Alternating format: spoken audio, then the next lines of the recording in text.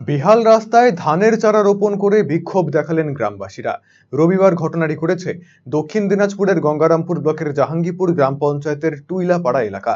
জানা গিয়েছে মহিমপাড়া থেকে মাহুর কিসমত পর্যন্ত প্রায় 2 কিলোমিটার রাস্তা দীর্ঘদিন ধরে বেহাল অবস্থায় রয়েছে। ফলে নিত্যদিন সমস্যায় পড়তে হয় গ্রামবাসীদের। গ্রাম পঞ্চায়েত থেকে শুরু করে প্রশাসনকে বহুবার জানালেও কোনো কাজ হয়নি বলেই অভিযোগ। এমতাবস্থায় গ্রামের একমাত্র গুরুত্বপূর্ণ রাস্তা পাকা করার দাবিতে বিক্ষোভে সামিল হলেন গ্রামের শতাধিক মানুষজন। এদিন গঙ্গারামপুর থেকে হামজাপুরগামী রাস্তা অবরোধ করে বিক্ষোভ দেখায় গ্রামবাসীরা। সেই সঙ্গে গ্রামের বেহাল রাস্তায় ধানের চারা রোপণ করে বিক্ষোভ প্রদর্শন করেন গ্রামবাসীরা। গ্রামবাসীদের দাবি, দ্রুত রাস্তা সংস্কার না হলে আরো বৃহত্তর আন্দোলনে নামবেন তারা।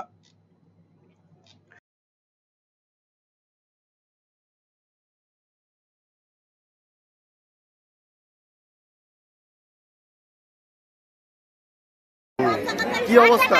বাচ্চা কাচ্চা স্কুলে আসতে পারে না, আমাদের খুব অসুবিধা। একটা যদি গর্ভবতী মহিলা আসে তাও আসতে পারবে না। স্কুলে ছাত্র নিয়ে পড়েছে। হ্যাঁ, কালকেই অ্যাক্সিডেন্ট হয়েছে, একটা লোকের হাত ভেঙে গেছে পড়েছে।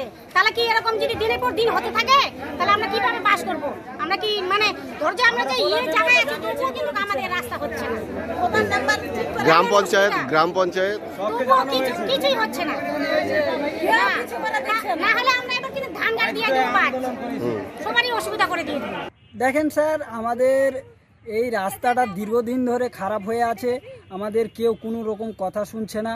আমাদের একটা রুগী এখান দিয়ে যেতে পারবে না, একটা অ্যাম্বুলেন্স পারবে না, একটা বাচ্চা কাচ্চা যেতে পারবে না। আমাদের রাস্তাটা এতটাই খারাপ যে আমাদের জমি থেকেও তার থেকেও বেশি, যে আমরা জমিতে হয়তো ধান কাটতে পারবো না, কিন্তু আমাদের রাস্তাতে আমরা ধান গাড়ি দিতে পারবো, এইরকম কাদু। আমাদের প্রচুর অসুবিধা, আমাদের অনেক দিন ধরে অসুবিধা হয় এটা, কিন্তু আমাদের কেউ কথা শুনে না।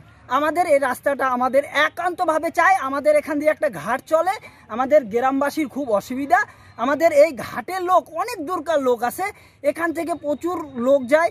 আমাদের রাস্তাটা এখনো পর্যন্ত কেউ চোখেই দেখলো না। আমাদের এত অসুবিধা হয়, আমাদের কেউ দেখে না। আমাদের এই রাস্তাটা চাই।